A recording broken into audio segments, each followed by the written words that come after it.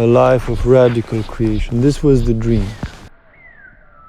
A life of radical creation. This was the dream. A life of radical creation. This was the dream. A life of radical creation. This was the dream. The physics of mathematical entities. If you say, you can go this way or that way, you say there is no physics about mathematics. We had a dream of a life filled with continuous responsible creation, to breathe art. We had a dream of a life filled with continuous responsible creation, to breathe art, to breathe art, to breathe art. We simply say the road hasn't been built yet.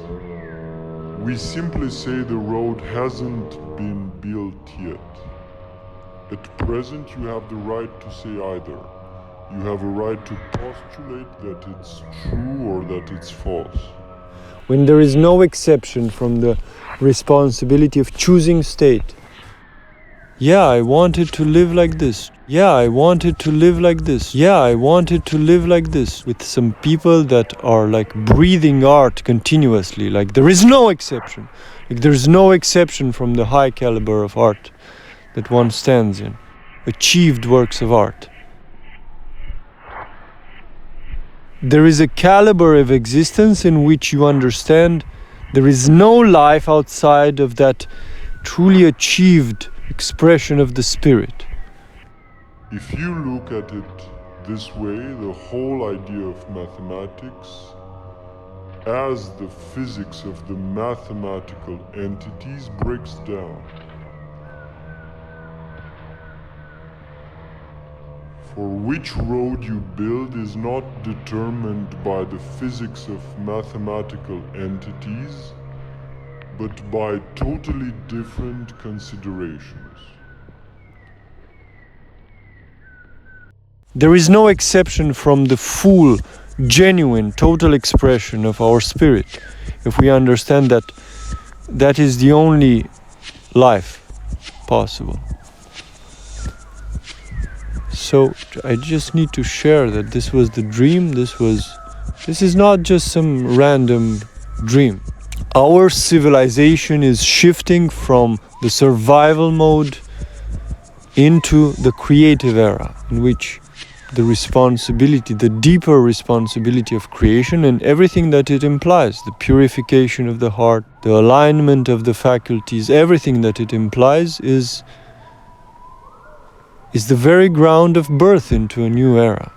We can easily persuade a normal person that the right hand and the left hand cannot be superimposed.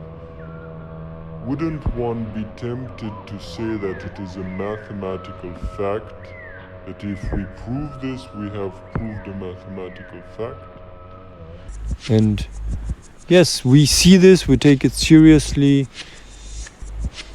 and I suffer. Yes, I suffer because it is not possible. I suffer because of how impossible it is, and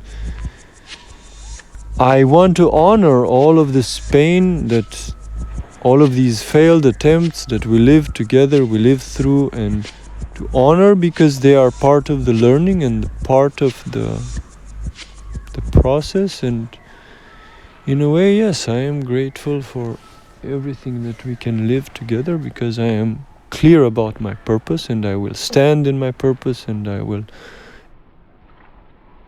act in my purpose. I will act in my love. Act in my purpose, I will act in my love. These two structures have the quality that they can't be superimposed. You could of course show him that they can't be. Couldn't he say, yes, but this only means that you haven't yet succeeded?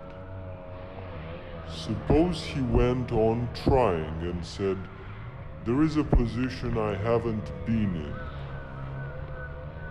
How do you know I've been in all possible positions? poisonous relativity, poisonous relativity. Yes, I am determined to fight against poisonous relativity, poisonous relativity. I'm determined to be true to the corpse of this situation.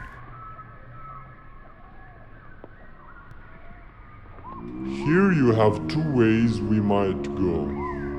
There is an extension, there is a road which runs that way too.